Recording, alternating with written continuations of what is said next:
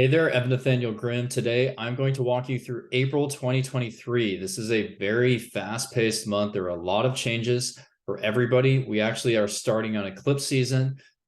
We have Pluto in Aquarius. We have Mars changing signs. I'm going to walk through all of it. I'm going to start off by overviewing the key themes of the month, the key moments, and then I'm going to walk through the impact on each zodiac sign. So stick around for that.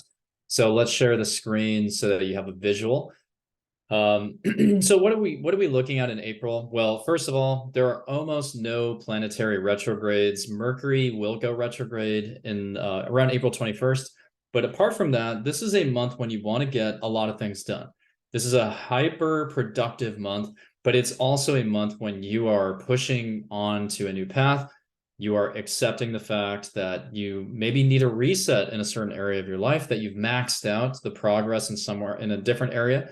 And that's very positive, right? So this is a month of breakthroughs, of innovation, change, advancement, raising the frequencies, elevating consciousness, etc. Now, why am I saying that?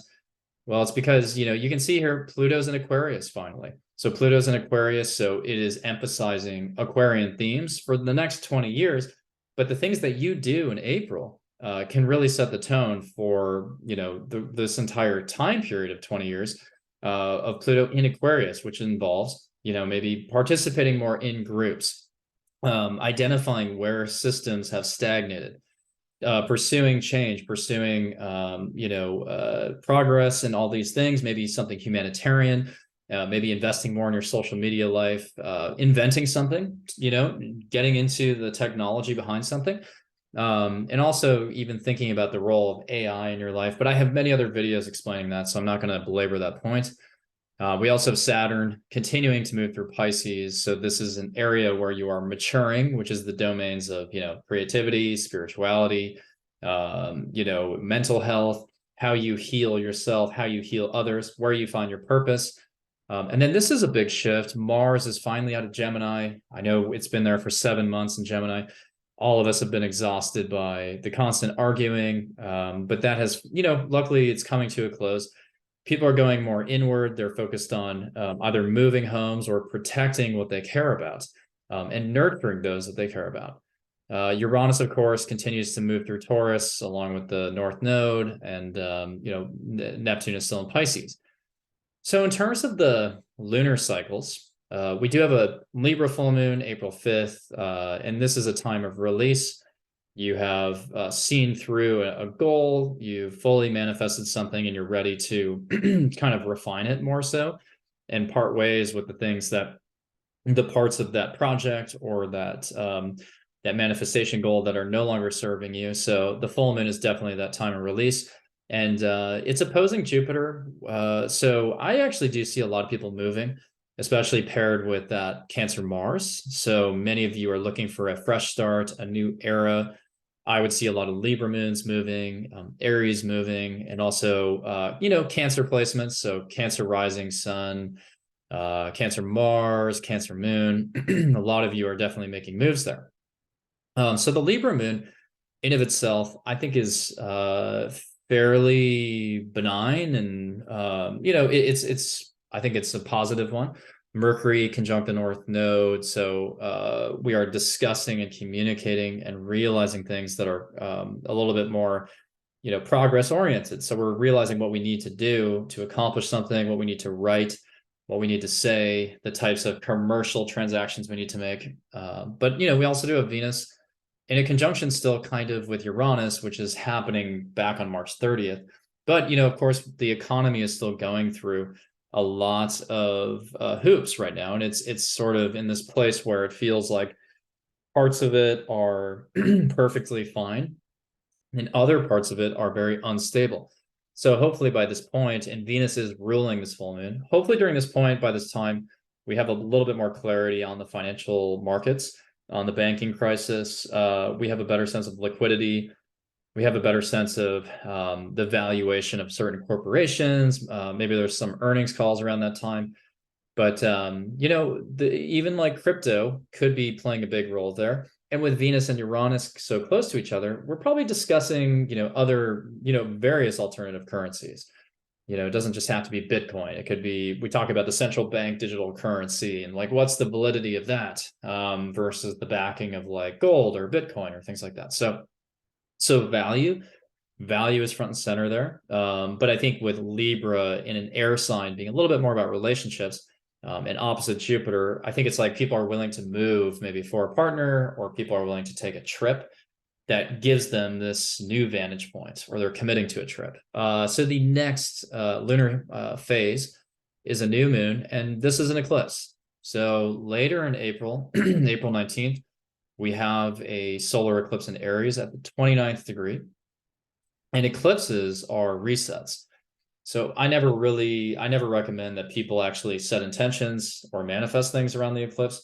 However, eclipses can be very positive. They can be positive. So in my own life, in the last couple of years, I have actually pivoted, whether it's my business or my content, during like literally on the day of eclipses, and it's actually worked out for me very well. But I'm also a Scorpio stellium, so maybe I'm used to sort of these daunting transits and transitions. But you know, again, there's no hard and fast rule with eclipses. You're going to see a lot of astrologers tell you like to run away from them. I don't really buy that completely, because again, many of us, if you think about the themes of Pluto and Capricorn the last 15 years, many of us have just stagnated to such a point where it's like, maybe an eclipse is what we need, right? So maybe for some of you, an eclipse is where you can really change direction. Now, who benefits the most from the eclipse, or who's in the spotlight there? It's really cardinal signs, so Aries, Libra, Capricorn, and Cancer, but everybody will be affected by it. And of course, I'll explain the relative impacts for each sign in a couple minutes here. But I just want to emphasize this. Eclipses are not inherently bad. Eclipses can be times where you actually do things. You may not actually want to set a manifestation goal, right? We're not trying to say, oh, by the lunar eclipse, I want to accomplish this. But the things that you do on the day of the eclipse, they can be very, again, life-changing for you. I think about, again, the eclipses I've used in the past to either, either like start my business or change my content type. Some of these decisions that I made actually led me to an amazing place. So that's not necessarily to say that everybody should be taking that tactic. Some people are more willing to play with fire than others, but in my case, I don't really. I kind of feel like eclipses kind of break up some of the coagulation in life. So, but again, to each their own. If you're like, nah, I'm not touching that, then fair enough. But anyways, the Aries, the solar eclipse here is at 29 degrees. It is squaring Pluto. So, I would see this as a time, this eclipse in particular, yeah, it's a little bit more sensitive and probably especially not a good time to set a specific intention, but it's not a reason to hide under a rock, right? So by all means, think about where do you have Aries in your chart, and I'll walk through that, but that's where again, there is sort of this, it's a little fated sometimes, it's a little fateful, but it's where you can really start fresh there. So with that square to Pluto, in terms of like what I would see in the world and society, Pluto and Aquarius, I do think is motivating people to advocate for some type of new system, basically. And so at that 29th degree of Aries, the 29th degree of Aries is really complicated. Whenever Mars, for example, passes the 29th degree of Aries, there's some pretty monumental events. I believe that the January 6th, incident from whatever that was, God, now it was a while ago, 2021, the Jan 6 event was, I think, when Mars was at 29 degrees of Aries. Let me just confirm that really quick, because I think that, this does inform the symbolism of that time. Yeah, so Jan 6, but if we scale that back a couple hours, you see it right there. So Jan 6, 2021, we have Mars at 29 Aries. And even in anecdotal cases, so in my own life, when I'm in the world, as outside walking around in my own apartment, whatever's happening, there's always some kind of like altercation that I witness, or like just two people like just getting really angry at each other. And it's like, Why are people fighting? It's because Mars in that 29th degree of Aries is just kind of like a little unwieldy. It's like fully exhausted and a little bit out of control. So glad I just confirmed. I wanted to confirm that. But that 29th degree squaring Pluto, yeah, I mean, that could really rally people to in a strange way. And that eclipse, I feel like the economy is still, again, like a huge question here. Like, what is the state of the economy? And Mercury conjunct Uranus, information is just suddenly traveling very quickly. And so there's surprising news, maybe. The markets are suddenly up and then suddenly down. It's just very unpredictable. And Mercury, Uranus, there may be very surprising announcements in the media, in the news. A revelation about something, about the science of something, or about an incident that people have been wondering about for many years, like whatever happened to that person, or why did that person disappear? That this announcement could come out here. And squaring Pluto, it's like Pluto and Aquarius is like, okay, well, what needs to change then if the system is this corrupt, or if that news story is so so agitating? Now also Mars is squaring Chiron during this time, and that's also not very easy, because Mars in Cancer squaring Chiron and Aries, it feels like there's turf that's being stepped on that someone's not too happy about. So I don't know, maybe that may have implications for what's going on and between Russia and Ukraine, and so the geopolitics, there's a geopolitical change there, most likely. And keep in mind that Mars actually rules that eclipse. So Mars squaring Chiron, it looks like there's a defense of someone's homeland or of the land. So geopolitically, this looks very complicated, but I still think the economy, and again, the liquidity of the banking system is under question still. I'm sure that's still playing out. But Mars in Cancer squaring Chiron, it looks like maybe there's a bit of again, a back and forth of like a land grab and then a defense against that. So again, I want to be really clear about this. Eclipses on a personal level are not necessarily things to run away from. They can be times of change and resets. However, you don't want to set specific intentions, like I said, although in my own life, I have definitely used them to my advantage. I do think if you're very careful with it, and you know what you're doing, and you're conscious of the fact that, hey, I don't necessarily I'm trying something out that maybe is not actually going to be that consequential right away, then that's fine, right? But you don't want to be, again, writing in your diary that you're trying to do this one thing. But again, I do see a lot of fear. I see a lot of fear out there during eclipses. Doesn't always have to be a fear-driven thing. So let's talk about the impact for each rising sign. And I'm going to talk about both the Libra full moon and the eclipse, of course. But I want to just stick with the grid here. So that's why you're going to be looking at April 19th, which is the eclipse day, which I would consider to be the most important day of the month. But in terms of the impact of the month overall, I'm going to be addressing both moons. So we have a Libra full moon April 5th, like I said, and the aspects that it's making for Aries and Aries risings. And by the way, every sign I go through, you want to prioritize your rising sign, but then also refer to your sun and moon, because they can also be impacted by these aspects and these angles through what's called a derivative chart. So what's going on with Aries? So Aries, you're going to be really impacted by both of these, this full moon in Libra and this Aries new moon, because this is accenting the Libra Aries axis, so it's very front and center in your life. So the Libra full moon is impacting your 7th house. So for Aries, you're going to have the Libra full moon in your 7th house of relationships, partnerships, associations, consultations. So the Libra full moon there, there's probably going to be a very emotional moment in a sort of a dialogue with somebody, in a partnership with somebody. You may decide, that you want to end a partnership, but maybe you step into a partnership with more emotion behind it. And so I think that during this time, it's really a focus on how do my existing relationships either support my Jupiterian confidence, which I now have, because you have Jupiter in the first house right now. So ideally, you're putting a little bit more faith in yourself.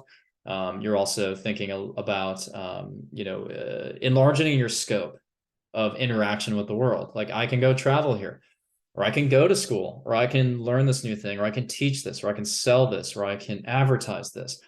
So Aries are reaching out for more opportunities right now. So the full moon in the 7th may be in a very nice time on the one hand for you to kind of bring that confidence into a relationship that you feel strongly about. But for other Aries, this may be a time when you say that I've kind of had enough of this relationship. It no longer supports my growth. Now, what's also going on for Aries primarily is that you have Saturn really going into your 12th house. So there is a bit of soul searching still, or that's just beginning. And you also have Pluto, and by the way, this screen is showing a Placidus system. So yeah, some Aries may have Pluto in the 10th right now, but a lot of you will have Pluto in the 11th.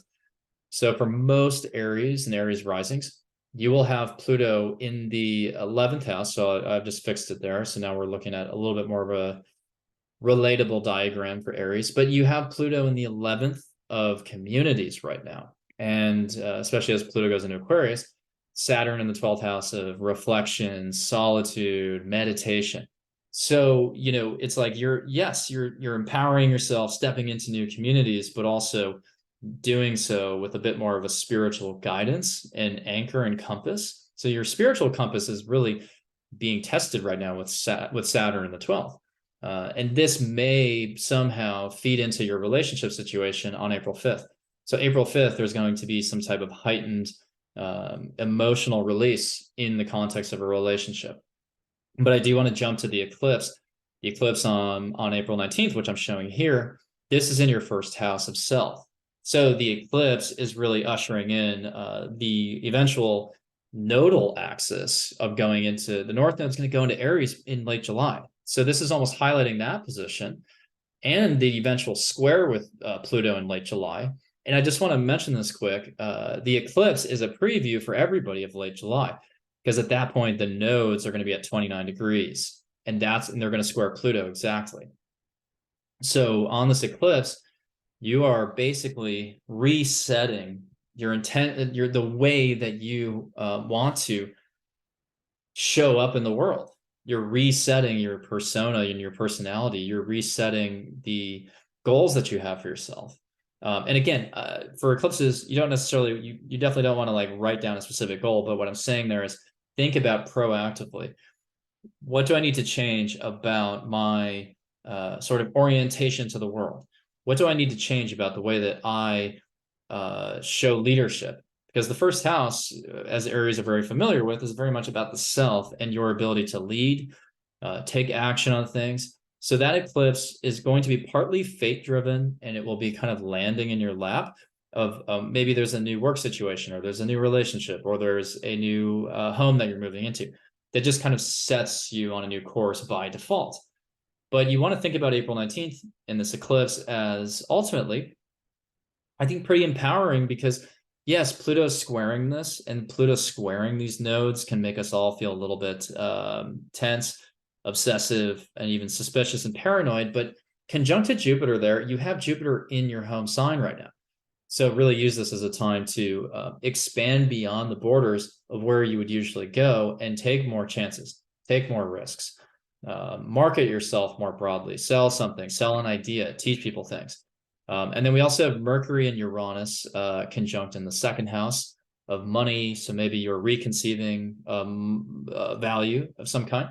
I will say, though, Mars and Cancer in the fourth, this may be a difficult time for maybe someone in your family, or for you relative to your family. Maybe you are moving, or maybe you're just in a bit of a argument or a dispute with someone in your family. So again, there's going to be a couple of strings being pulled, and you're pulled in a couple different directions there. But just honestly trust a little bit of that eclipse energy of, like, with squaring Pluto, it's actually on a positive side. It's about transformation. So it's basically like, okay, I've been feeling stuck for a long time with Pluto and Capricorn squaring all my placements. And yeah, it's kind of squaring still, but it's like who in my life, or what career in my life has officially lost its kind of luster in the sense that I'm outgrowing it. So who am I outgrowing? What career am I outgrowing? So you're outgrowing something, and you want to recognize that and sort of crystallize a further kind of path forward for yourself and a new path entirely. So I think for Aries, April is pretty powerful, actually. And by the way, Venus and Gemini in the third, I think that's a nice way to bounce ideas off of people along the way of like, well, am I on the right track? So it's not like you're doing this in isolation. So now let's talk about Taurus. Taurus has the Libra full moon in the sixth house here. So Taurus will have the Libra full moon in the sixth house, and that's going to be the sixth house is really about those routines, responsibilities, work, co-working relationship, co-worker relationships, and of course, all the Aries energy for you right now is in the 12th house, and the 12th house is very much abstract, imaginative, dreamy, and spiritual. So for a lot of Tauruses, this Jupiter energy in Aries is really amplifying your imagination.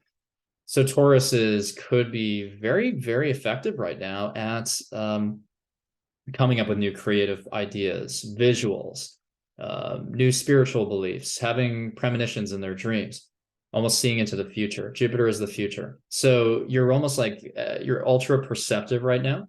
And so the Libra full moon is sort of feeding off that energy between Jupiter in the 12th and the sixth house moon, as really sort of accenting maybe this way in which you realize I'm ready to give up an old routine, or I'm ready to give up an old daily process, and actually use this these spiritual epiphanies to feed into my day-to-day.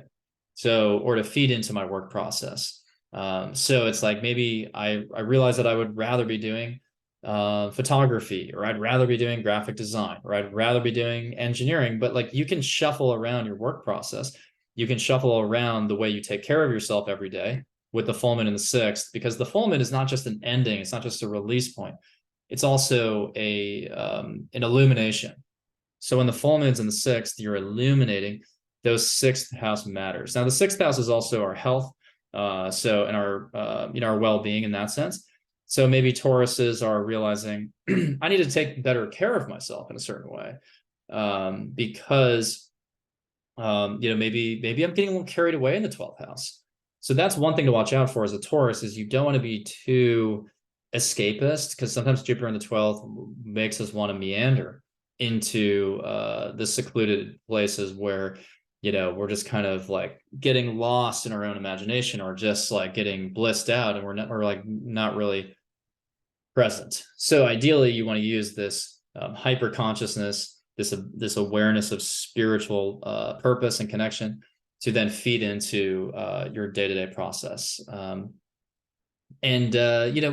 Let's talk about the fact that Pluto is in the 10th house.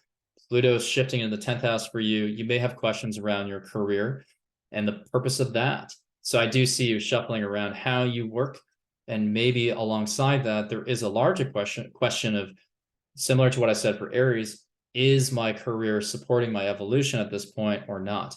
And with Pluto being about evolution and transformation, many of you may realize, vis-a-vis even this full moon, that you're dissatisfied with what you're working on every day, and that the career needs to go a little bit further in terms of feeding my soul's evolution. So now we also have the eclipse, April 19th. That's in the 12th house. And in the 12th house, like I've already described, is very secluded, but also very thoughtful, thought-provoking, and spiritual and visionary. So the eclipse, I actually see many of you having a dream that is just very maybe earth-shattering. It's triggering this awakening. So you're having a dream that's very even prophetic, and it changes your mind on something. So the 12th house can also be past lives. So maybe you're somehow peering into past lives. And I think for most Tauruses, though, this will be a kind of a really trippy time. You're just going to be tripping out, and you're going to be reconnecting with a cosmic force that maybe you never were aware of, or maybe had lost touch with. So many Tauruses are finding faith and belief in something very unexpected with the eclipse, some kind of very unexpected experience that taps you into some higher frequency, higher vibration. And then Pluto says, oh, I want to try something different now. And Mercury and Uranus are conjunct in Taurus there. So you're definitely very prone to new modes of awareness, epiphanies, sudden flashes of brilliance. And so I actually think Taurus is maybe driving some kind of innovative thoughts. You know, you may be a source of innovation at this time. Now, remember that Mars squares Chiron.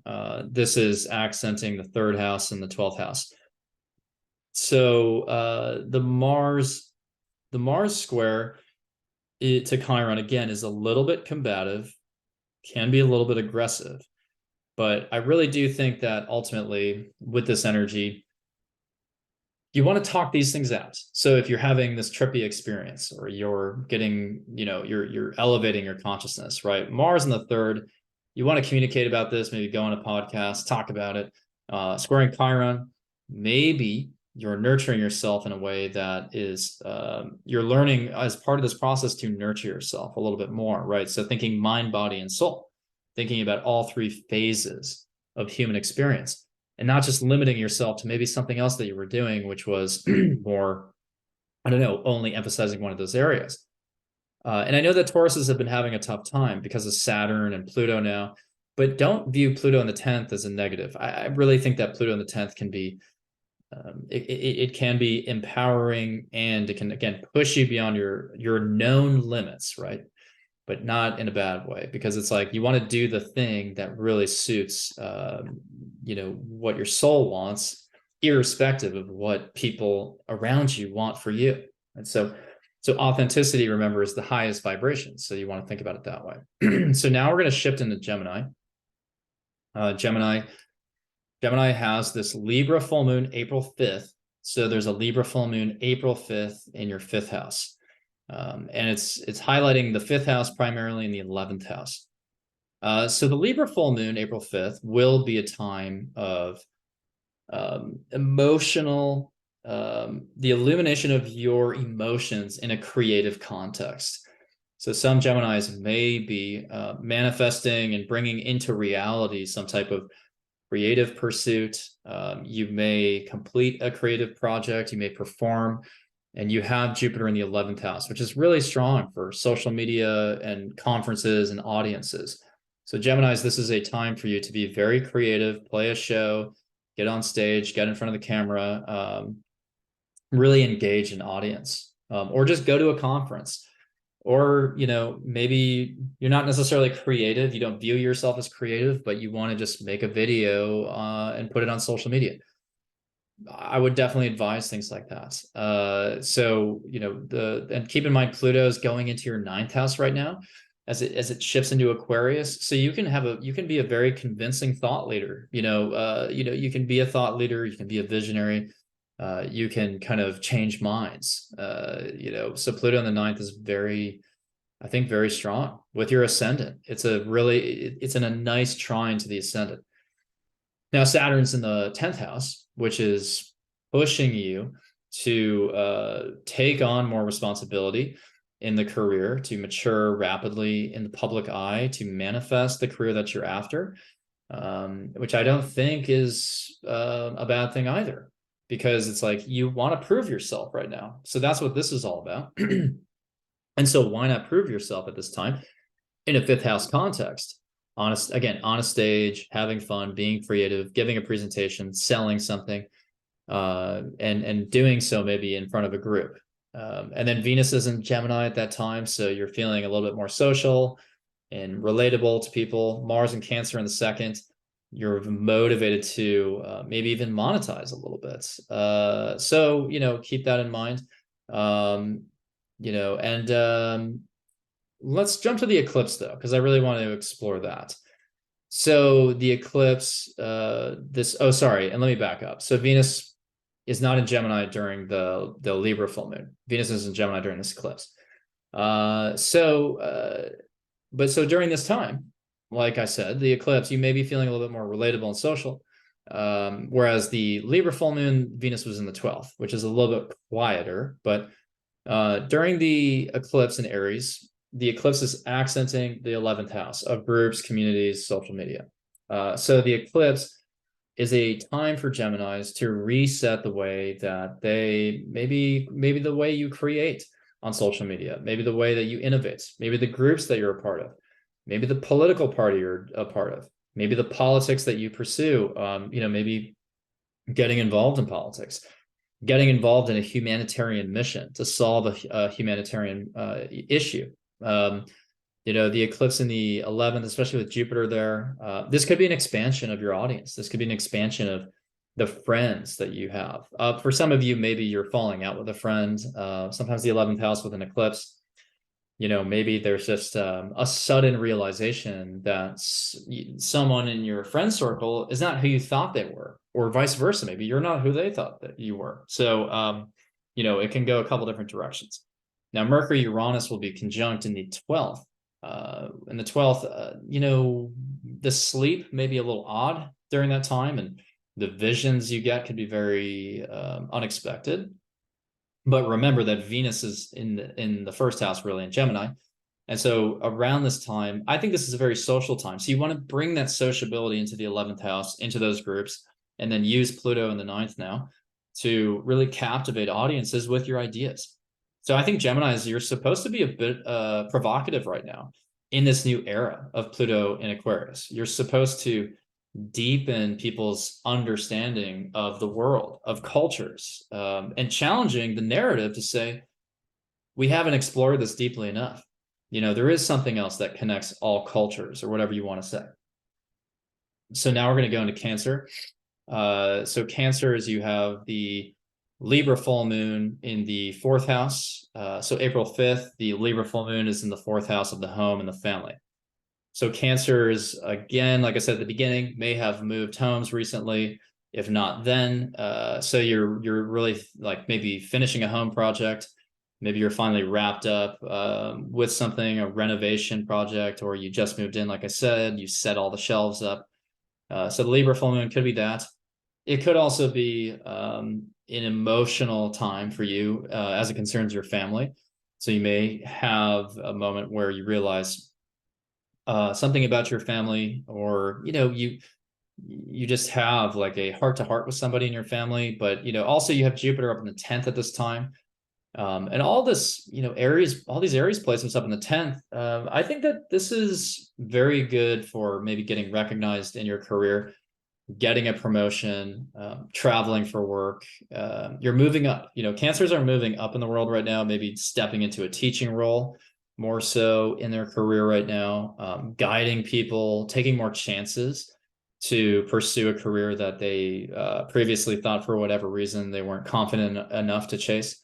And now you have Saturn in the 9th. So you're very much, your ideas are being tested, your worldview, your philosophy, your travel plans. Maybe you're cutting back on some of your travel plans and getting more pessimistic about them, realistic about them, but also again, with other 9th house matters, you can really establish yourself. Similar to Geminis in their own way. I mean, Geminis are really more kind of deepening their investigation with Pluto into the 9th house, but with Saturn in the 9th, for Cancers, it's like, you could get maybe a degree, or you could solidify your awareness and understanding of something, prove your knowledge. But in terms of that Libra full moon, I think that, there's primarily going to be a home related change, a shift there, whether it's a home project or moving homes. And then Venus at that time will be conjunct Uranus in the 11th. So, at that point, you will have maybe a new monetization strategy on social media, or maybe you're making sudden new connections in a friend circle, or maybe you're putting out more aesthetic content on social media. And also something I didn't talk about really for the other signs yet, but Mercury will be conjunct the North Node for you in the 11th. So you're probably getting more clarity on, where you want to take some of your social ideas, your social media ideas, etc. And then we have the eclipse though. So the Aries new moon will be in your 10th house.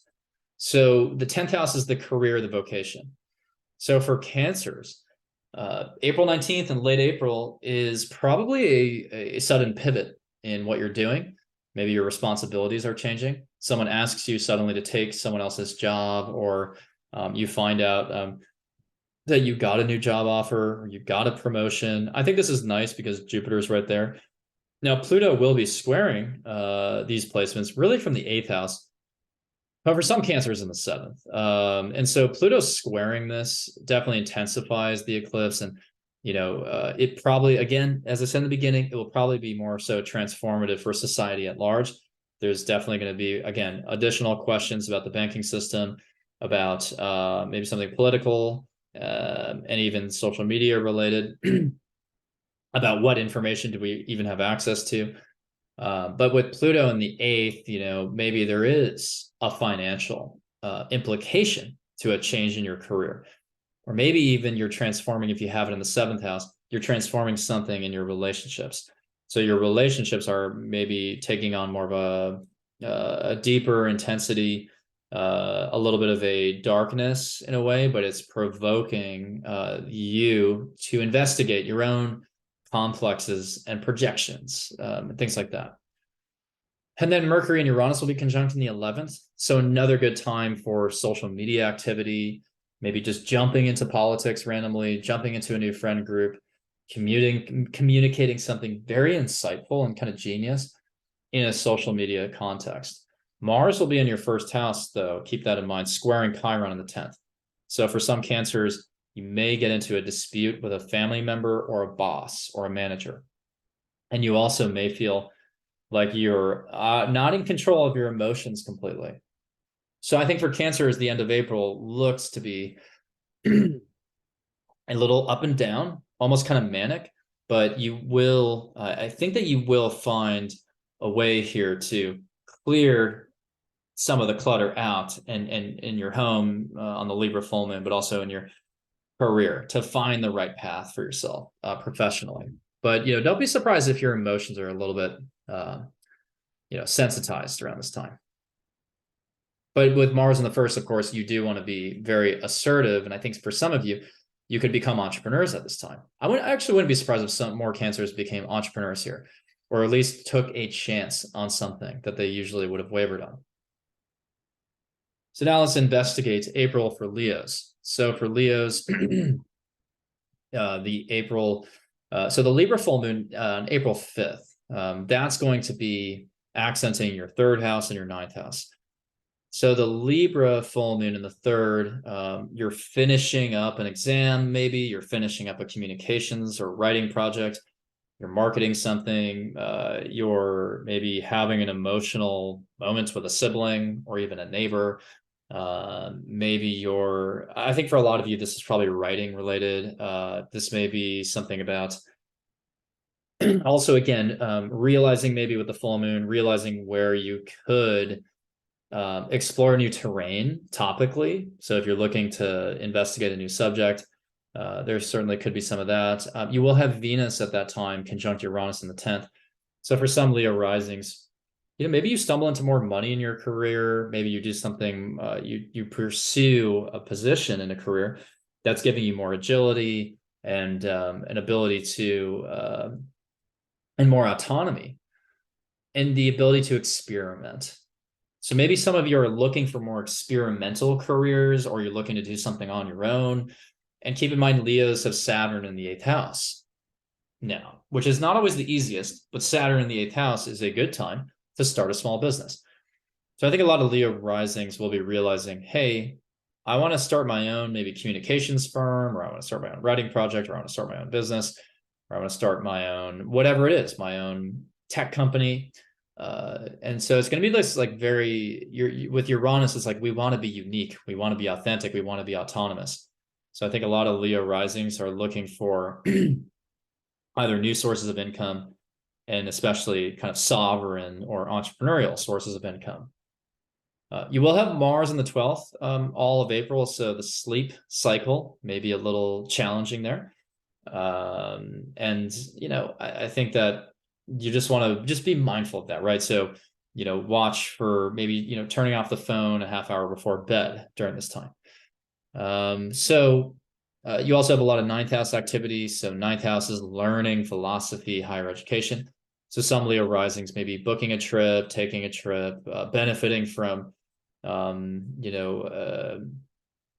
a trip in terms of like capturing more experience and more awareness and perspective. Some Leo risings may experience good fortune in something publishing related, something educational related, and you may expand on your role as a teacher. So now let's talk about the Aries eclipse, though. So the Aries eclipse will be in the ninth house as well. And so I think for a lot of Leos, your philosophy is just being reset at this time. Your entire outlook on the world is changing. And it's changing probably because Pluto's now in your seventh house. So Pluto in the seventh house, in a whole sign system, it would be in the seventh. But for a lot of Leos, Pluto's going to start to go into the seventh house. And that is, an intensification of relationships. And maybe there's a relationship there that alters how you see the world. And someone says, why don't you look at this differently? Why don't you look at the possibilities for yourself differently? And again, for some people, you're just going to a different country or a different location and something's changing your mind. And then with Mercury Uranus conjunct in the 8th or in the 10th, you may be very public in vocalizing something, your opinion about something. You may suddenly want to work with technology in your job differently, or learn how to use new tech platforms within your job. And then Venus will be in the 11th, which should induce a fair amount of socialization, which is good for, bouncing ideas off of people. And then Mars, even though it's in the 12th, right, which is not so great for sleep, it is squaring Chiron. And, that also is a bit argumentative and agitating, but with Chiron in the 9th squaring Mars in the 12th,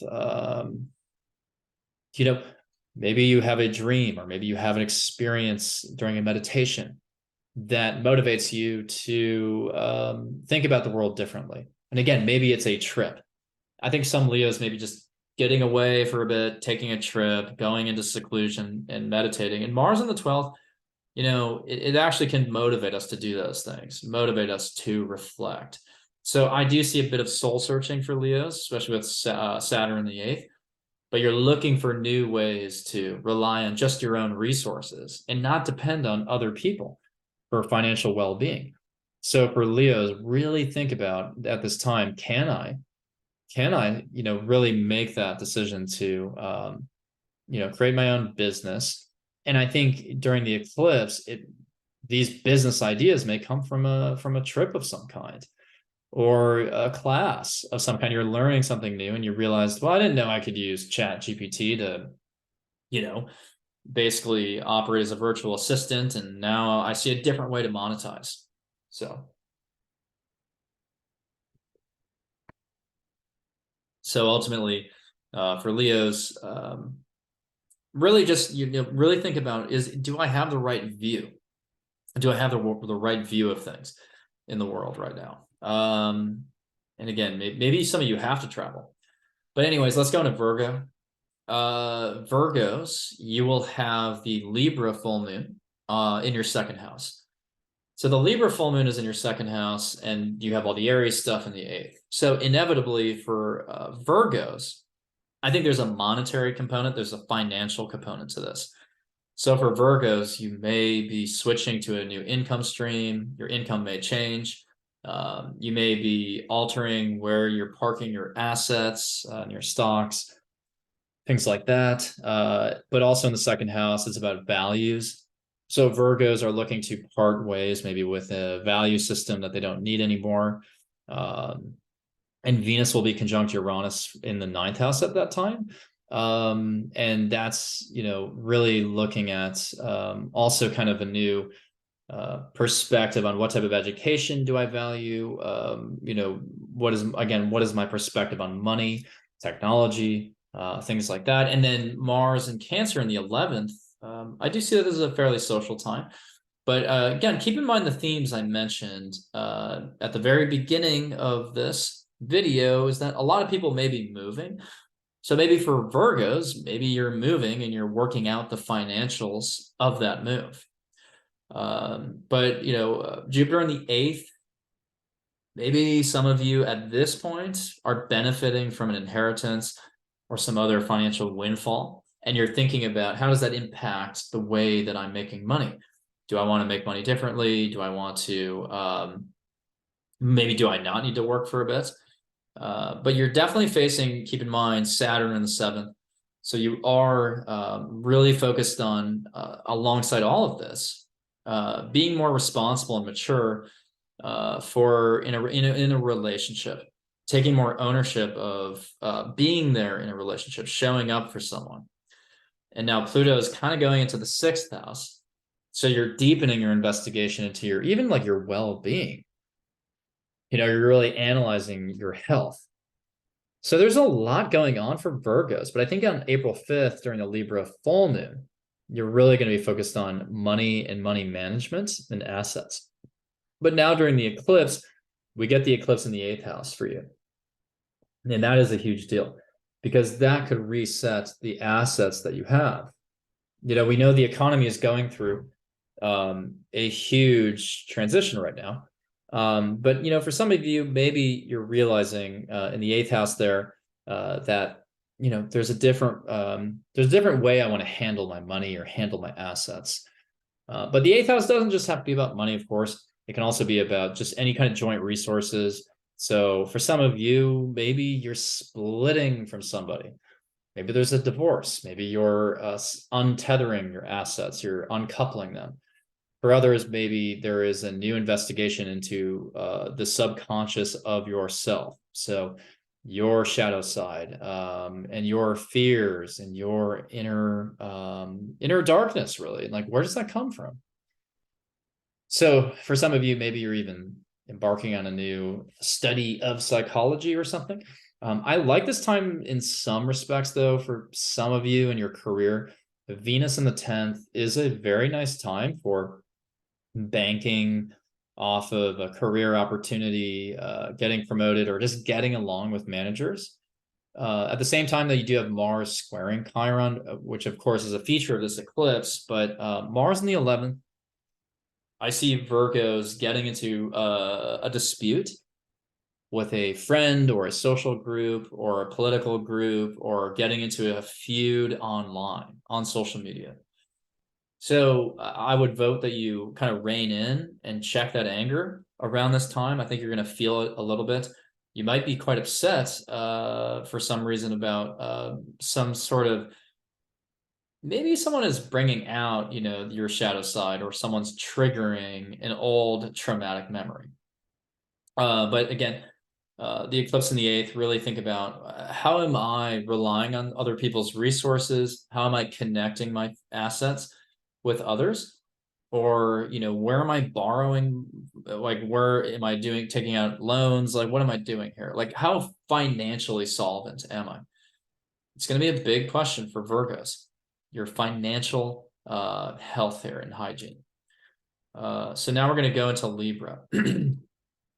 So the Libra full moon naturally is in the 1st house. So the Libra full moon will be highlighting yourself, your self-awareness. Your emotions will be unavoidable. So you will have to, really bring your emotions out and release something, a part of yourself that you're no longer tied to or attached to. So you really want to accept the fact that you're probably going to be releasing a lot of emotion at this time. You're going to be feeling overwhelmed, most likely. You're going to be feeling like you can't avoid some of these things, but also you're maybe realizing how you need to nurture yourself differently, how you need to take care of people differently, how you need to connect with your family differently, and also being vulnerable. This is a time of just allowing yourself to be vulnerable in front of people and getting that nurturing or getting that help that maybe you wanted to refuse for a while. Because I know Libras like to keep the peace and whatnot, but when you have a full moon in your 1st, I think that it's really, it could actually be a beautiful time where it's like, I'm showing my vulnerability and I'm actually attracting a relationship, or I'm establishing a relationship with someone who appreciates my desire or my ability to be emotionally open. So I like that. And then the Aries energy is over in the 7th house. So Jupiter in the 7th. This is why I do think there's a beneficial relationship entering the forefront here. So really pay attention, be conscious of relationships you're a part of, or saying, or surrounding yourself with around April 5th. I think you want to be in a social situation here. You want to be interacting with people, because I think those emotional confessions will open the doorway to a very positive relationship. You also have Saturn in the 6th for many of you, maybe the 5th, but if it's in the 6th, alongside all of this, focused on well-being, focused on shoring up some of your health, improving your health, improving your work process. And then Pluto's going into your 5th, which means, you can really pull a lot of subconscious material out and pour it into your creativity. So I like Pluto in the 5th, actually. I really think that's very powerful for any creatives out there. Now, Venus will be conjunct Uranus in the 8th during that Libra full moon, by the way. So maybe a sudden change in the financial picture for you as well, or maybe you're looking to get more innovative about how you invest, or maybe investing in some other type of currency even. But Mars will be in the 10th. It's a bit of a quarrelsome time for maybe you're in your career, or maybe you're burning a lot of energy in the career, or you're quarreling with a parent or an authority figure. But now we have the Aries eclipse on April 19th. This is in your 7th house. So yeah, I mean, you were maybe vulnerable around April 5th, but now there's probably a reset in your close relationships. And this could be friendships, this could be romantic relationships, business relationships. But I think that a lot of Libras will be there. If it's not that your partnership is over if you already have one, but I think a lot of Libra risings have been looking for a relationship the last couple of years and wanting it to happen. I think this is actually when it could happen. The eclipses are very fateful, so someone could just kind of show up into your life in the most unexpected of ways. But I think because Jupiter is positioned in the 7th there, it's helping to increase the chances that this is a fortunate relationship. And along that way, we have Mercury and Uranus conjunct in the 8th. So maybe this person is awakening a new part of your consciousness that had been dormant for a long time. But others of you could, just kind of think about a little bit more your kind of investment life in a different way. But also Venus and Gemini in the 9th. Maybe you're meeting somebody through a trip, or maybe if you're at college, or you're in some collegiate environment, maybe it happens there, but you're probably meeting someone in kind of a learning environment. But I think that there is a big crossroads there in relationships. And then Mars squares Chiron. So for some of you, because of that, there actually may be a dispute with a partner. There may be a dispute that causes you to break away from it, So I'm not saying that it's completely innocent. I mean, Mars square Chiron is a little tough sometimes, but also it could just be that you're just burning a lot of energy in your career, and it's putting a strain on your relationship, with Chiron there. And then again, with Mercury, by the way, Mercury will pass the North Node during that Libra full moon, which I do like. I think that will help you get some perspective on all this and plan ahead for that eclipse. So I think that, again, relationships are really front and center there for Libras. So now let's go into Scorpios. So Scorpios have the Libra full moon in the 12th house and Aries in the 6th. So we're looking at kind of like physical health and mental health here, and also spirituality, and even how, like, mind, body, soul, right? So how can we maximize and optimize all of these things? So the Libra full moon in the 12th house, that's a little behind the scenes. So maybe there's a behind the scenes relationship that suddenly collapses or reveals itself, or maybe with the, with Libra in the 12th, maybe it's a very well balanced, and you're balancing out some of your spiritual practices or spiritual beliefs. You're finding a new way to maybe guide yourself through meditations, or even guide others through meditations. Maybe you're pulling a new creative thought out of a dream. Maybe you're bringing to fruition or to a conclusion some type of spiritual practice, like I said. But, you know, Aries in the 6th, you are getting better perspective on your health, your diet, your exercise, and your work process. So maybe you're actually kind of cleaning up some of the ways that you work. Maybe you're getting more efficient, you know, and maybe being more efficient about the body and what you put into your body. Venus will be conjunct Uranus in the 7th. So there could be very unexpected and even exciting changes in relationships or how you relate to people or the types of relationships you want. So I think Scorpios are getting a little bit more social because of the Venus Uranus conjunction in the 7th specifically. And that would also be the case, by the way, for Cancer risings and Cancers. So Cancers and Scorpios are kind of getting more social this month. So anyways, you could also be incorporating your spiritual practices more into your day-to-day routines there. But I think a lot of you are really getting perspective on health during this time. And maybe how your health is affecting your mental health and vice versa. You have Pluto on the 4th, starting to go into the 4th now.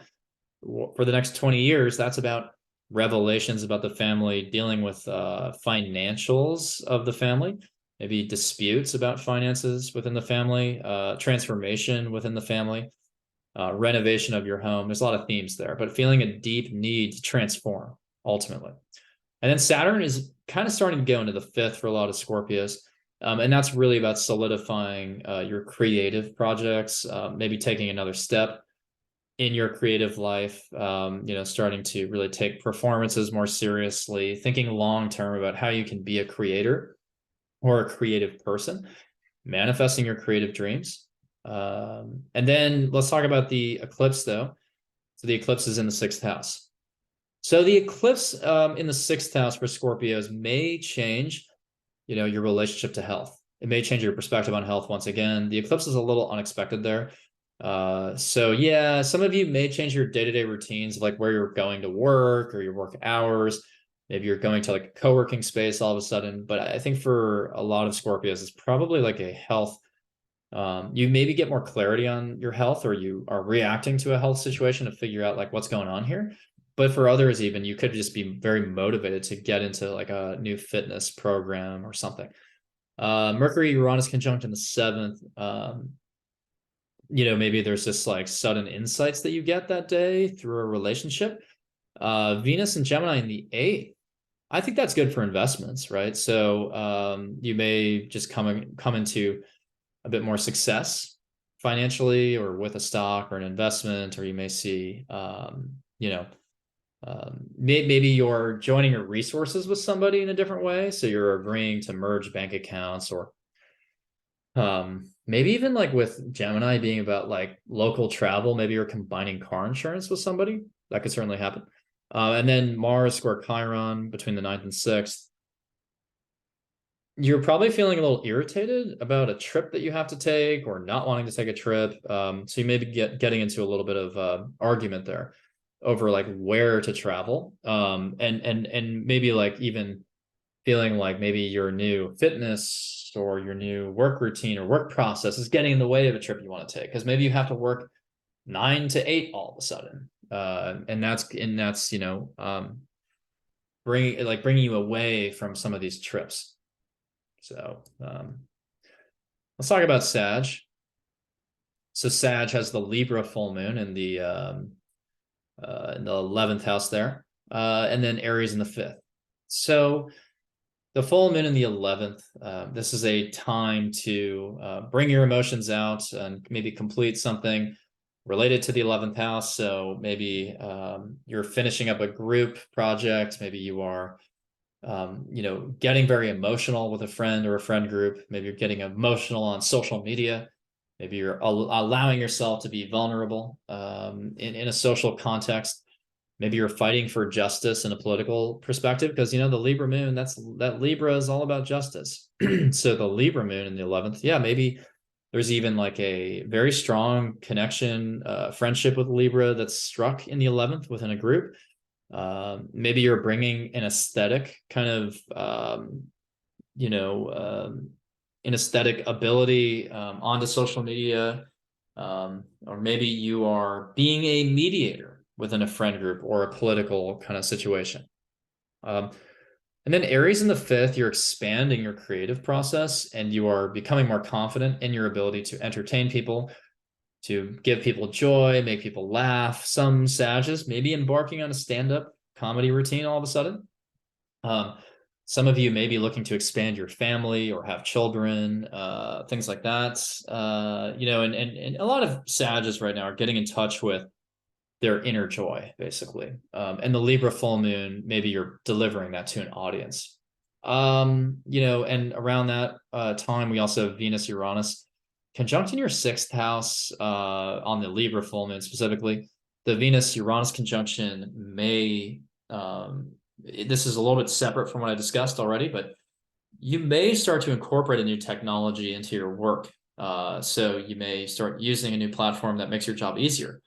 So that could be nice. And Pluto, meanwhile, is jumping into your third house for the most of you. So you're looking to deepen your understanding of a certain subject and investigate everything with a bit more depth. And then Saturn is in your fourth, so you're feeling very responsible over a family or over your household, and you're feeling maybe a little bit restricted by the obligations of your house or your family. But for most of you, over the long run, with the next 2 to 3 years of Saturn and Pisces, you want to establish your home more thoroughly, basically. So let's jump into the eclipse, though. So the eclipse is on April 19th here, as you can see, and the eclipse is in the fifth house. The eclipse in the fifth house is actually quite nice. As I explained earlier in the video, I actually adjusted some of my social media routine and my creative process last year during the Scorpio eclipse. And actually, like on the day of the eclipse in Scorpio, like I literally changed the way I make videos on TikTok. And that video got a bunch of views. And after that, I basically realized, oh, I can make content like this. And I ended up, tripling my audience in the span of like 6 months. So that's an example of how the eclipse can actually be a nice reset. But anyways, in the fifth house, you do want to reset the way you create. You want to reset your creative process. Mercury conjunct Uranus in the sixth, you're looking into new technologies that may allow you to do that more effectively. Venus is in the seventh at this time. This looks really good for relationships. So you've had Mars and Gemini in the seventh for so many months now that Venus here is just like a breath of fresh air. It's like, wow, I can finally get along with people. So maybe some Sages are even getting married or engaged, or they're, seeing eye to eye with people. Now, Mars in the eighth, that does complicate your financial picture a little bit. There's definitely potential for disputes about, money and assets and joint resources and investments. And squaring Chiron in the fifth, you may disagree over whether or not you want a family. I can kind of see Sagittarius getting stuck in a situation where maybe their partner decides that they want kids and you don't, or vice versa. So I look for disagreements around family. But otherwise, Sagittarius, the eclipse, you're either resetting your creative process, or maybe you're going on a date that's just like very life-altering and earth-shattering, which I don't know how that's possible, but maybe it's possible, right? Like maybe, I mean, I guess it happens to all of us. Sometimes there's a date that just changes our life. And I think with Venus in the seventh, it may presage an eventual marriage. So I don't want to be too hyperbolic there, but some Sagittarius may meet their future spouse on a date. So now we're going into Cap. So Capricorns. Let's look at what the Libra full moon does for you. So Libra full moon will be in the fourth house primarily, with Aries opposing it in the fourth. So the Libra full moon in the 10th, this is a time when you may be switching careers. A lot of you are probably switching careers. You maybe are doing something that's more balanced with Libra. You're doing something more balanced. You're offloading an old career that was tiresome. Now you're doing something that's more in line with your, values around art, aesthetics, symmetry, beauty, diplomacy, law, politics. There's a lot of stuff you can do there. But I do think there's probably even a professional relationship that you're setting that either helps you find a new job, or you're meeting a new manager. Maybe you're working under somebody new. I think a lot of Capricorns will have a new manager at the very least. So if you don't switch your job, you're probably gonna have a new manager at this time. Now, a lot of Capricorns are also moving at this time because you have Aries, Jupiter and Aries in the 4th house. So maybe you just moved, or you're about to move, and this alters maybe your job, your career, who you're working for, because maybe your hours change or something. And then Venus will be conjunct Uranus in your 5th. That's a nice time for going on dates, being creative, really thinking about, just innovating on your creative process. And then, we also do have, keep in mind, Pluto going into your 2nd house. So you are thinking about other ways to make money and to attract wealth into your life through investments, assets, a will, an inheritance, or a marriage. So Capricorns are starting to focus on, how do my assets change through maybe a marriage or, some other kind of investment class or investment scenario, sorry. So Saturn is also shifting into your 3rd. So your knowledge is going to be tested over the next couple of years. Skill sets will be tested. You may take up a really serious writing project, and you may eventually aim to publish something. But let's talk about the eclipse, because this is a bigger deal for sure. Well, maybe not a bigger deal, but it's maybe slightly. So you have the eclipse in the 4th. So a lot of Capricorns may come to regret a moving decision they made, or maybe they will have to finally move at that point. They may travel to tend to a family matter. A family member may come to visit them unexpectedly. Just think about your home and your foundation at that time in late April. Mercury and Uranus conjunct in the 5th. I don't know if that necessarily plays a big role relative to this, but certainly there can be ongoing epiphanies about how you want to create things. Venus is in the 6th, which may balance out your work life. So now that I have that information right about the Libra full moon in the 10th, and now Venus and Gemini in the 6th, I think a lot of Capricorns have been overworked with Mars and Gemini for so long, right? That once Venus goes into Gemini, it's balancing out all the wreckage that Mars and Gemini may have caused. So, okay, I was chaotic in my work, in my daily work for a long time, for 7 months. Now I'm balancing it out because I have a new manager, I have a new job, I have a new work process. So I feel like Capricorns are going to be very uniform in their experience of this month. I won't be surprised if a lot of Capricorns enter in the comments like, this is spot on, or like, this is exactly what I've been doing. I think a lot of Capricorns are aligned here. I just feel that. So Mars and Cancer in the 7th, you're going to feel like arguing with your partner or partners or significant friends. And squaring Chiron in the 4th, you're going to be arguing a lot over like where things go in the home. Maybe you're arguing about domestic matters. Maybe you're arguing with a family member. Maybe you just moved in with a partner and you're arguing about that. So Capricorns, your month looks, I think, actually kind of okay in the career. Maybe you're getting a little bit of a breather. In your home life, maybe it's a little hectic just by way of the fact that you moved. So let's go into Aquarius. So Aquarius now, I mean, this is a big month. You've got Pluto in your, 1st house all of a sudden. So just quickly before I get into the lunar cycles, Pluto's in your 1st house now, which means you are intensifying your personality. You are looking to transform your very self and identity. A lot of you are going through a 20-year transformation. You'll probably change your identity, change your name maybe, or change your look. You may change how you orient yourself to the world. You may deepen your participation in politics. You may look to take on more power and get more visibility in society. You may look to associate with powerful people. And you may look to just completely transmute, and have a metamorphosis, right? And leave behind and shed that old skin. So a lot of Aquariuses are going to feel like Scorpios for the next couple decades. So that's a huge deal. I can't underplay that. I mean, you're mostly going to feel it now when Pluto actually hits your ascendant and forms a partile conjunction. And then you're going to feel it again in 2044 and 2043 when Pluto is at the anaretic 29th degree. I mean, just look at what's happening now for the Capricorns. Right now that Pluto's in the 29th degree of Capricorn. A lot of Capricorns are finishing up their transformation and evolutionary journey.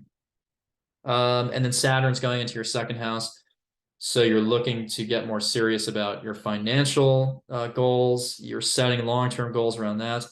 You are, your value systems are being tested. certainly. And then, yeah, so, but let's look at the Libra full moon. So the Libra full moon will be in your ninth house, and Aries will be in the third at the same time. So that's a highlighting of, the ninth house being maybe the completion of a journey, a trip, maybe giving up on a certain trip, maybe realizing something about your worldview where it's like lacking something. Maybe you're looking to dispute something in like a court. I mean, the ninth house is courts. Maybe you're looking to publish something, learn something new, or just finish. The full moons typically are completions, but they don't have to be. So maybe some of you are just completing a degree or graduating, getting a certification, and others are actually just realizing they want to start a sort of a graduation or a graduate program. And then with Aries in the third, you're thinking bigger picture about what you want to learn, what you want to write, what you want to communicate, how you want to communicate. So I think for some of you, maybe you're starting a new communications role or communications project. Maybe you're exploring the neighborhood more. Maybe you're seeing your siblings from a new lens.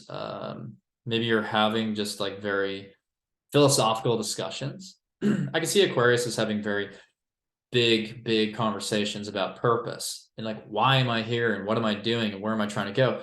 Because now that Pluto's in the first, transformation is the only way forward, right? So you're investing in very big ideas. Now, for some of you, this may be a great time for advertising, promoting your services. So this could be a good time for commerce related activities. So if you're trying to sell more things, you could do that. You could teach more to people. You could persuade people. Some of you may even like stop being a teacher at this time or become a teacher. If you're not, doing the other things I said, like trying to advertise or trying to market something of your, that you're selling. So we also do have a Venus-Uranus conjunction in your fourth house at that time. So you may actually spruce up your home in a different way and realize that you just want to change the aesthetic appearance of that home completely. But let's talk about the Aries eclipse. The Aries eclipse in the third, this will be a very fateful conversation, maybe a fateful phone call about how you want to move forward with something. Maybe you're, just telling someone this is the new me, with Pluto in the first, like maybe you're just saying, I don't want to be recognized as this person now. I don't want to be this old person anymore. Or maybe you are really embarking in a completely new educational path. You're maybe starting a new writing project that can, change the world. I mean, this could be a really brilliant idea. The third house is just very cerebral. So pay attention to, again, what you're trying to soak up more knowledge in, what you're trying to read about, write about, teach about. And for some people, you may just be a very big thought leader at this time. You may be really throwing your hat in the ring and being a voice of authority and persuasion. And at the same time, Venus is in Gemini in the fifth, a good time for creativity, certainly. And then Mars in the sixth, squaring Chiron in the third, may spark arguments and disputes in your workplace. So with coworkers. So some Aquariuses will be arguing with coworkers, or maybe getting into fitness. But if you're getting into fitness there with Mars square Chiron, you just want to be very careful not to overexert yourself. I mean, I would definitely not push myself too far there. But third house is just insatiable. You're trying to learn so many more things right now. So I know that some of you are going to be disappointed by this forecast. You're going to say that this is boring, but look, life happens in waves. And I don't think Pluto in the first is boring at all, right? So this is really the highlight. You're really changing who you are and you're evolving. But in terms of these actual transits in the third, I know it sounds mundane, but it's like, what are you learning right now? What are you reading about? Are you actually focused on the right things? Like, where are you lacking in skills? Where are you lacking in information? Go find more of that. Or if you want to start that writing project, start writing. So again, you can make it as big of a deal as you want. It's not necessarily an innocuous transit. So now we're going to finish with Pisces. So Pisces, let's just talk again broadly about what's going on without looking into the lunar cycles first. So Pisces, you have Saturn in the first house now. So for Pisces, you're taking on a more serious you're taking a more serious approach to things. Saturn is serious. It's about commitment, maturity, responsibility. So you're taking more ownership over yourself and saying, look, the buck stops with me. I have to stop making excuses for things. I have to go and kind of reformulate how I move through the world, and what are my long-term goals, and how can people rely on me for things? How can I be more consistent and predictable in a good way, and really solid? You're trying to solidify yourself here after many years of feeling lost. Now, Pluto goes in the 12th, which is a bit subtle, but Pluto in the 12th will deepen your dreams, may give you nightmares at first, although it won't always be the case. But it may also let you kind of dig in and investigate past lives, energetic connections with the cosmos. You may feel as though you want to transform your spiritual belief systems. You may feel as though, you can even draw from a deeper well in your creative life. So yeah, I think the name of the game right now for Pisces is just kind of like getting it together and thinking about what's that professional track I want to go on? What do I want to be remembered for? What do I want to be known for? What do I want my legacy to be? So these are big Saturnian questions. And so it's almost like time to get serious. So now the Libra, though. So let's talk about the Libra full moon. So the Libra full moon will be in the 8th house. So the Libra full moon is in the 8th house of money, assets, joint resources, and the subconscious and the taboo. So the full moon in the 8th for Pisces, could be a couple things. Maybe your subconscious swells to the surface and you realize, oh, there's some things I haven't dealt with yet, and within my shadow side. Others may realize that their investments have been either misallocated or they could optimize them further, especially with Aries all being accented in the 2nd house. I think this has a very monetary quality to it. So with the Libra full moon, you're looking to balance out your investment life, reallocate, potentially reevaluate. But on a deeper level, again, it's like it's shining a light on those unexplored areas and dimensions of yourself that you have been too afraid to face. So for some of you, you're actually confronting fears at this time, and maybe fears of financial insecurity, and realizing with Saturn in the 1st, what do I need to do to be less to be more financially autonomous, basically. And you have Jupiter in the 2nd right now, so you can certainly attract more income. You can attract more resources just by using this confidence, which I know is hard to grasp sometimes when Saturn's in the 1st, but don't be too hard on yourself, right? You want to appreciate, what you have right now, and think about the long game. Play the long game right now, because Saturn in the 1st is basically like this idea. It's like kind of like we're in the Fellowship of the Ring. We just assembled the crew, and we know we got to get to Mount Doom somehow, and it's going to take time. So Pisces, just be patient, but also be ambitious and believe in yourself that you can climb to the top of the mountain, and you can, and obviously pretend it's not Mount Doom, that it's actually a much better place. But it's like you're going and embarking on a journey that will lead you to, the fruits of your labor, right? It will manifest. And your career is still 21 years away from peaking when Saturn hits the midheaven. And that's not to say that you're not accomplishing incredible things in the interim, but certainly you have a lot of time. So really do what you want to do at that point. So on that Libra full moon, we do have a Venus-Uranus conjunction in the 3rd. So I like that for new creative ideas, new writing projects that are just kind of off kilter, offbeat, authentic, different. So you're going to have a genius energy at your disposal on the Libra full moon.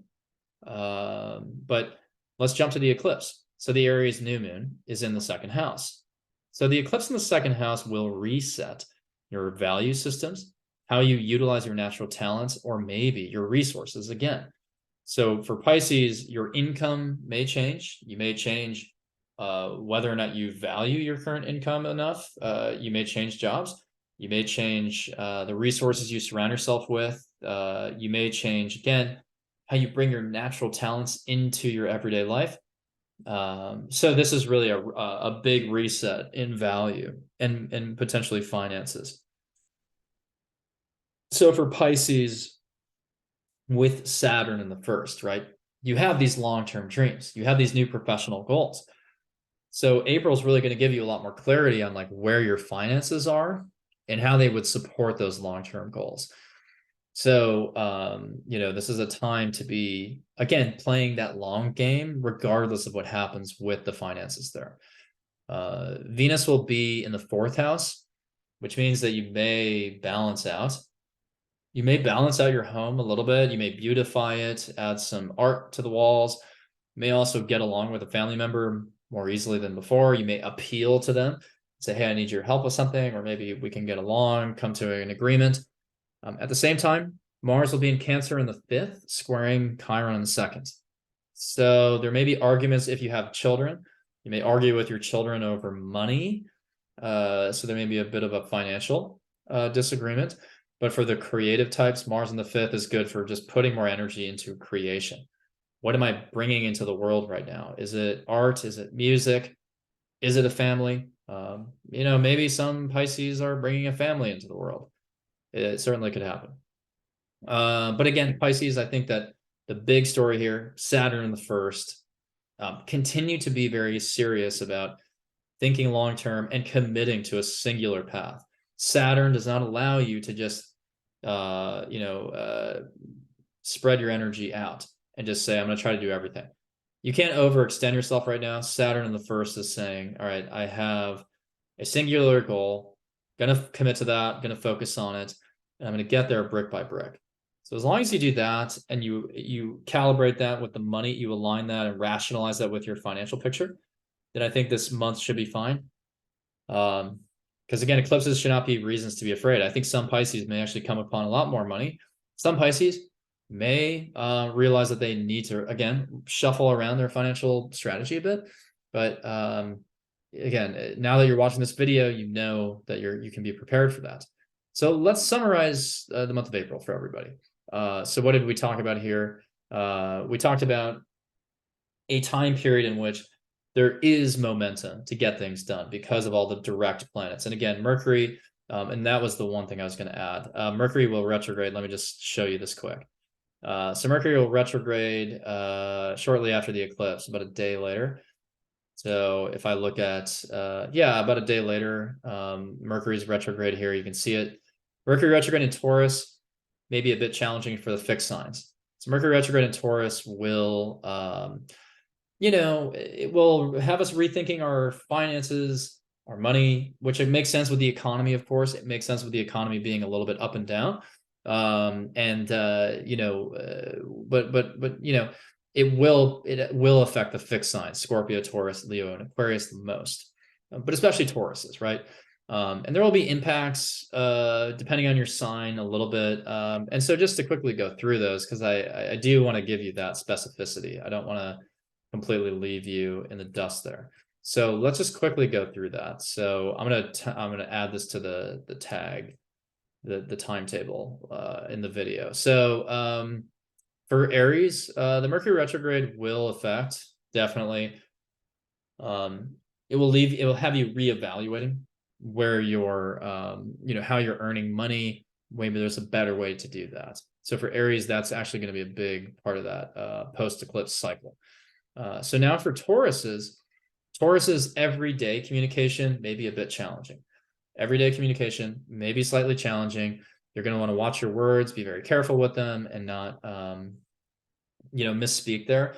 But other than that, and especially with Mars in the 3rd, actually, because you have Mars in the 3rd, you're going to be feeling very quick to communicate, but with Mercury retrograde, you may jumble your words a bit. So for Tauruses, you actually do have to be quite careful about what you're saying at the end of April. Gemini's Mercury retrograde in the 12th, maybe a little bit of fogginess, but also dreams that just stick with you all day. You may just feel a little withdrawn at times, and a little confused even about your spiritual purpose, but maybe use that to actually reflect, to go in and meditate and things like that. Cancer as well, Mercury retrograde in the 11th. Cancers have to be careful about what they're saying on social media, what they're saying online and in friend groups, and maybe even at events and conferences. Leos have Mercury retrograde in the 10th. So your career and what you're saying in the public is, you may have miscommunication with managers and bosses. and just at your job. So Leos have to be the most careful in their career during the last week of April. Now, Virgos is in the 9th. So there may be some travel mishaps. You want to build in extra time for travel. And you also want to be, maybe your worldview is going to be tested there, and you have to rethink some of your perspectives as well. Libras, you're going to have it in the 8th. So just like Aries, you're going to be rethinking some of your financial decisions, but in this case, your investments. You're rethinking your investments. Libras, you're going to have this in the Libras are rethinking their investments. Sorry, just like Aries. Scorpio, it's in your 7th. So relationships, there may be some struggles in communication there. Exes may come back, actually. Sages, it's in your 6th. So communication with coworkers may go awry, but you also may reflect on some of your work projects and what could be better, what could be done better. And then Capricorns, it's in your 5th. So Capricorns maybe struggling a little bit to feel creative, but also picking back up an old creative project. Aquarius says it's in your 4th. So maybe if you're moving or things in your home or with your landlord may be tricky or complicated. Maybe you get into a bit of a misunderstanding with your landlord, but just be very cautious about like things related to the home at that time. And finally, Pisces, you have it in your 3rd house for most of you. So, Mercury retrograde in the 3rd, it's kind of everyday phone calls and emails and texts. You may want to proofread your emails. So just like your day-to-day messages will have to be checked. So I'm glad I remembered that, because I do apologize, but there's a lot of variables each month, and we're not going to be able to cover everything all at once, but just to be clear about that, how long is Mercury retrograding for? So it's going to station. And by the way, Pluto's going to start retrograding in May already. So keep that in mind. But other than Mercury retrograde, we don't have any other retrogrades in April, thank God. But Mercury will retrograde, will station direct. Let's see. When will it station direct? It will station direct in mid-May. So around May 14th or 15th. And don't worry about the post-shadow phase too much there. But this is really the sweet spot of kind of April 21 to May 15. Mercury will be retrograde. And at that point, Pluto's retrograde as well. So, I really see April still, though, as a fast-paced month overall, just because of the sheer amount of planets that are direct. And Pluto being direct in Aquarius for all of April, that's a big deal, because that and I have other videos on that. This YouTube is mostly meant to help guide you on a personal level. It's not really meant to talk about the impending societal shifts. But at the same time, Pluto and Aquarius, I can't emphasize this enough. The world may look very different by the time I upload this video. The economy is going through there's so many catalysts out there, right? The economy is just going through an all-consuming systemic crisis and transformation. We're also seeing politics change, the dialogue within politics. We're seeing desires for certain communities to be autonomous. We're seeing different currencies come back. So by all means, we're living in a world that is in flux. Everything is in flux right now. So, and I'm not even being dramatic. I really believe that there is a complete shift in what society values.